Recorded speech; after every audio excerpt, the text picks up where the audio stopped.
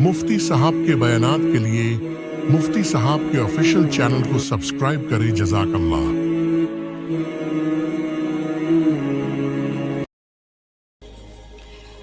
मौलाना महमूद मदनी साहब ने इंटरव्यू में NDTV के सामने कहा है कि दस्तूर और कुरान दोनों अहम हैं, तो पहले देश है या पहले मज़हब? देखिए, सबसे पहले तो याद रखिए कि हम पक्के हिंदुस्तानी हैं। नंबर 2, हम सच्चे मुसलमान भी हैं। तो इसके नाते हम दस्तूर को भी अपने दिलो जान से अजीज़ रखते हैं और कुरान को भी दिलो जान से ज़्यादा अजीज़ रखते हैं। और फिर हमारे दस्तूर में कोई एक भी ऐसी दफ़ा नहीं है कि जो हमारे मज़हब यानी इस्लाम के बुनियादी अकायद और आमाल या उसके अहकाम पर उससे ज़द पड़ती हो। ऐसी कोई एक भी दफ़ा पूरे दस्तूर में मौजूद नहीं है। लेकिन ये सवाल भी बड़ा अजीब है। आप मुझे बताइए कि पहले खुदा था या पहले देश थे, ज़मीन थी? कौन था पहले? खुदा था। उस खुदा को मैं अल्लाह बोलता हूँ, क्रिश्चियन उसको गॉड बोलता है, यहूदी उसको यहवा बोलता है, और हिंदू मज़हब में कोई उसको ब्रह्मा कहता है, कोई उसको महेश कहता है, कोई उसको विष्णु कहता है, कोई उसको ओम कहता है, कोई उसको परमेश्वर कहता है। भाई कोई भगवान कहता है, कुछ भी कहो, लेकिन सब ये कहते हैं कि एक है जिसने इसको बनाया है। तो हमारा रिश्ता तो हमारे देश के बनने से पहले ही उसके साथ जुड़ा हुआ था। तो जाहिर सी बात है, बाय डिफ़ॉल्ट वो पहले ही है हर एक के नज़दीक।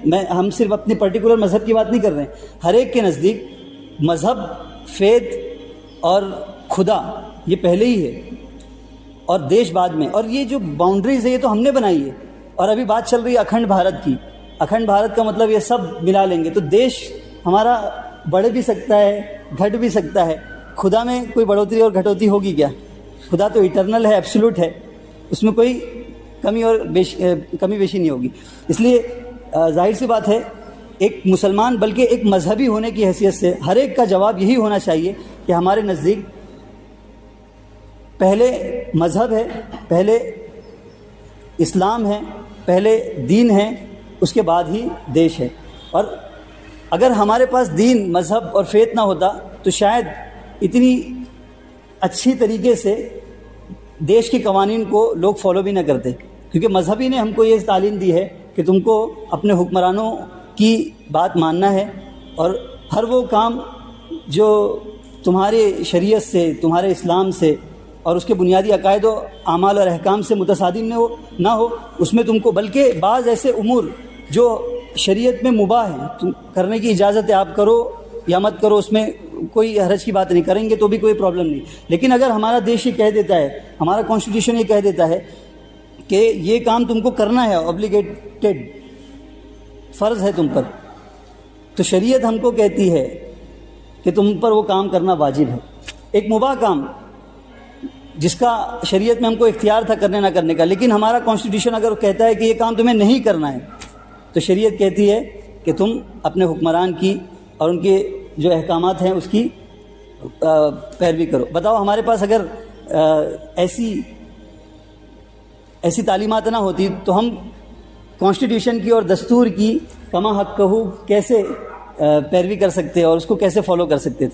हाँ, लेकिन ये बात है कि अगर अब तक तो कोई ऐसा कानून मौजूद नहीं है, लेकिन अगर कोई कानून ऐसा आता है दस्तूर में जिससे मज़हब इस्लाम को, उसके बुनियादी अकायद व आमाल को या अहकाम को ज़द पड़ती है, तो हम कभी भी ऐसे कानून और दस्तूर को कबूल नहीं करेंगे।